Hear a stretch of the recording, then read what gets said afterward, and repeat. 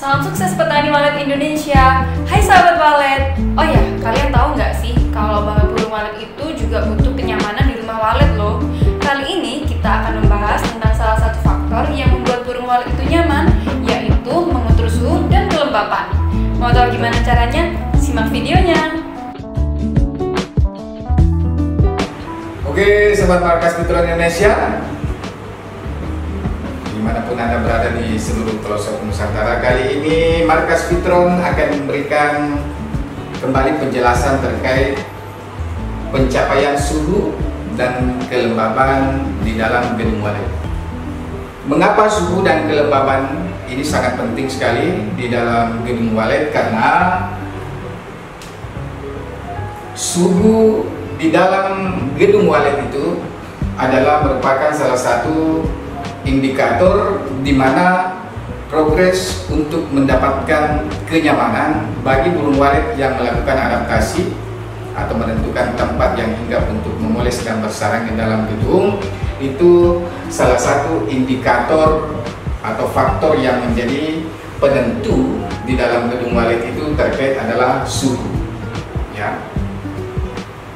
Nah, sekarang kita akan menjelaskan suhu yang bagaimana yang disukai oleh burung walet.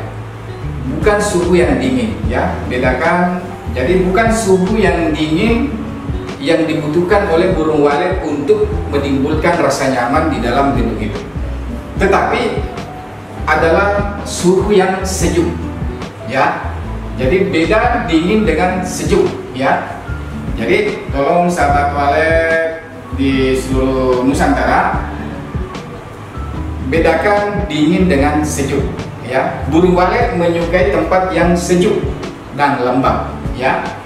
Nah, suhu yang disukai oleh burung walet agar terpenuhi kenyamanan di dalam gedung walet untuk membuat sarang itu suhunya 25 derajat Celcius sampai dengan posisi 29 derajat Celcius. Ini adalah suhu di mana di dalam gedung ini harus kita temukan. Misalkan gedung Anda berukuran misalkan 4x12 3 lantai, ya. Untuk lantai paling terakhir atau paling atas, sahabat walet harus menemukan suhu maksimal di posisi siang hari, itu harus temukan posisi 29 derajat Celcius. Jika suhu berada di atas 29 derajat Celcius, ya, misalkan 31, 32 ya derajat Celcius, ini suhunya sudah panas, ya. Jadi 29 derajat Celcius, ya, oke lah, ditoleransi di posisi 30 derajat Celcius, anggaplah seperti itu untuk posisi gedung yang berada di posisi lantai atas. Ini kita akan toleransi di posisi 30 derajat Celcius, ya. Tetapi ketika misalkan suhu sudah bergerak di posisi 32 derajat sampai 33 derajat Celcius, misalkan seperti itu berarti ruangan atau posisi gedung kita di posisi lantai atas itu sudah suhunya sudah panas. Apa efek yang ditimbulkan ketika suhu di dalam gedung walet itu berada pada suhu yang tinggi? Yang pertama, sarangnya keropos. Lalu kemudian yang kedua, sarangnya mudah jatuh, ya, mudah terlepas dari sirip. Nah, terus yang ketiga, warna sarang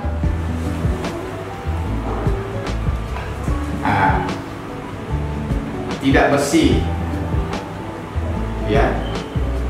Jadi efek yang ditimbulkan daripada suhu yang tinggi di dalam gedung walet, hal inilah yang akan kita temui di posisi gedung kita. Sarangnya keropos, lalu kemudian sarangnya mudah jatuh. Terus yang ketiga, warna sarang itu tidak bersih. Karena kenapa? tidak terjadinya kestabilan suhu di dalam gedung walet itu sendiri. Oke, ini terkait mengenai suhu ya. Nanti kita akan menjelaskan bagaimana hubungan atau korelasi antara suhu dan kelembaban. Ini kita akan coba jelaskan lagi terkait mengenai kelembabannya ya. Ini suhu sudah, ini kelembaban yang akan kita jelaskan. Jadi hati-hati para petani pemula agar supaya benar-benar memperhitungkan yang namanya suhu dan kelembaban, karena ini adalah salah satu faktor utama ya, faktor pendukung utama di dalam gedung walet agar supaya burung walet itu bisa betah, tinggal dan bersarang. Oke, selanjutnya kita jelaskan terkait kelembaban. Oke. Nah, apa yang dimaksud dengan kelembaban? Kelembaban adalah tingkat basah di dalam gedung walet. Ya. Nah, di dalam gedung walet untuk mendapatkan kelembaban ada berbagai macam cara yang dilakukan oleh para petani walet untuk memenuhi tingkat kelembaban. Ada yang menggunakan baskom, ya, ada yang menggunakan baskom terus diisi air, ya. Ada yang menggunakan mesin pengabut, ya. Ada yang menggunakan mesin pengabut seperti itu. Ada juga yang menggunakan nozzle, ya.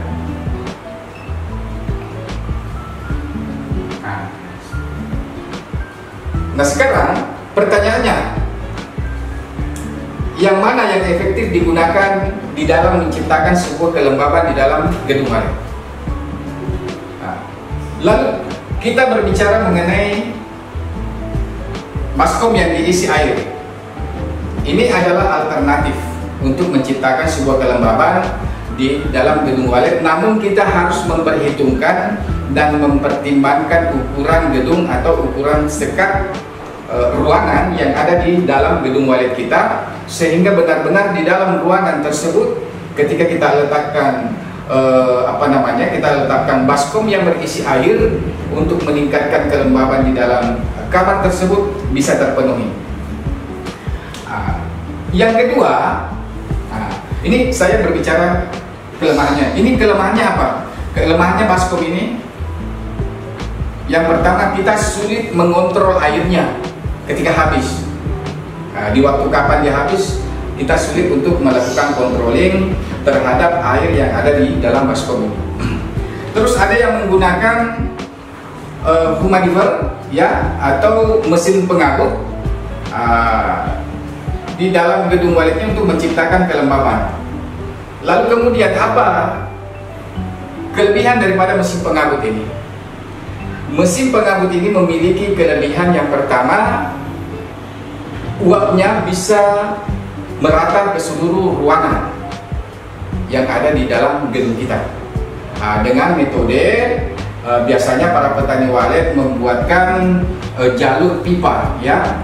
Misalkan ini adalah mesinnya. Lalu kemudian para petani walet biasanya membuatkan jalur pipa naik ke dalam gedungnya. Nanti setiap ruangan dia buatkan pembagi uap, seperti itu. Nanti uapnya keluar di sini, seperti itu. Ini memudahkan mengontrol airnya ketika habis, karena kenapa? Mesin pengabut ini kita letakkan di posisi luar gedung. Airnya kita bisa kontrol kapan saja, karena alat ini bisa kita letakkan di posisi luar gedung. Beda sama yang ini untuk posisi baskom. Namun ada kelemahan yang ditimbulkan oleh mesin pengabut seperti ini. Yang pertama, karena tingkat kelembaban yang dikeluarkan itu sangat tinggi sekali, maka efek negatifnya bisa membuat sirip itu berjamur, ya. Ketika sudah berjamur siripnya, ya, maka burung-burung walet itu enggan hinggap untuk bersarang. Oleh karenanya dengan menggunakan macam-macam pelembab ini yang dipakai di dalam gedung ini untuk menciptakan kelembaban, masing-masing ada keuntungan dan kerugian yang ditimbulkan oleh masing-masing alat ini. Oke, ini terkait mengenai mesin pengamut atau humidifier yang dipakai oleh para petani walet di seluruh Indonesia. Ini ada lagi model yang baru menggunakan nozzle. Nah, ini diletakkan di dalam gedung, lalu kemudian selangnya itu disambungkan ke mesin atau dinamo, ya, untuk mengirim air pengamutnya ke sini. Apa keuntungan dan kelebihan daripada nozzle ini? Nozzle ini bisa menciptakan, dia tidak menciptakan uap, namun dia menciptakan sebuah air yang berasap, tapi tidak seperti asap yang ditimbulkan oleh mesin humidifier seperti ini, seperti awan, ya. Kalau ini penciptaan asapnya atau kabutnya itu dia seperti awan, ya. Nah, kalau yang ini dia menciptakan kabut itu tapi tidak berbentuk awan, ya. Nah, ini disukai oleh burung walet. Karena mengapa? Itu seperti air hujan. Jadi waletnya bisa bermain.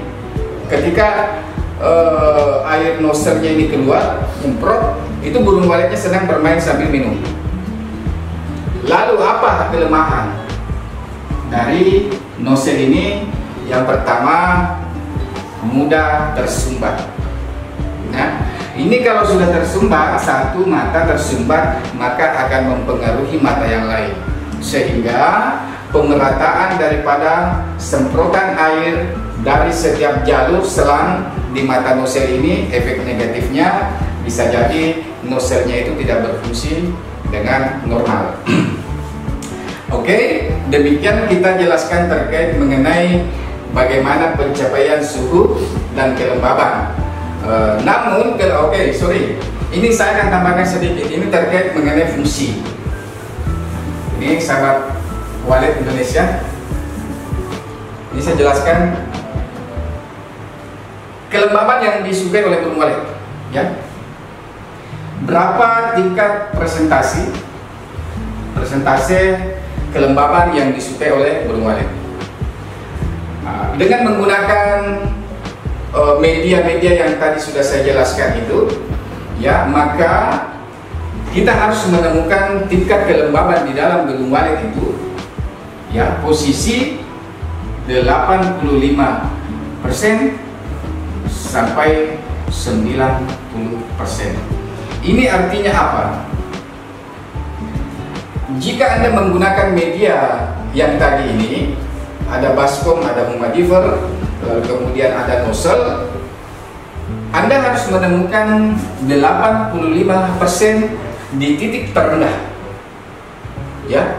Jadi ketika misalkan di malam hari, maka kelembaban itu Anda harus temukan di posisi 85% terendah, ya. Lalu kemudian di pagi hari sampai siang hari kelembabannya akan naik, maka Anda harus temukan maksimal posisi 90%. Nah, oleh karena itu pergerakan rata-rata kelembaban di dalam gedung walet itu kita harus hanya bermain di posisi antara 85 dan 90.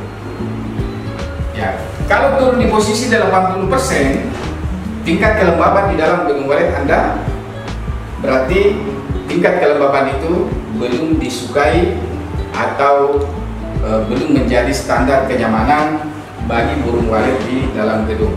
Nah, makanya sarang-sarangnya banyak yang teropos karena suhu dan kelembaban ini dia harus membentuk sebuah hubungan korelasi antara suhu dan kelembaban harus pas. Suhu 25 sampai dengan 29, kelembaban 85 sampai dengan 90%. Ini harus kita temukan untuk mendapatkan kualitas sarang walet yang memenuhi standarisasi yang diinginkan oleh perusahaan eksportir. Oke, demikian kita jelaskan terkait mengenai suhu dan kelembaban. Oke, sampai ketemu di penjelasan interpretasi mindset budidaya walet selanjutnya. Wah, ternyata mudah bukan? Mengatur suhu dan kelembapan sangatlah berpengaruh. Selain untuk membuat nyaman, bisa berpengaruh pada kualitas warna sarang walet. Markas Walet, wujudkan mimpi petani walet Indonesia.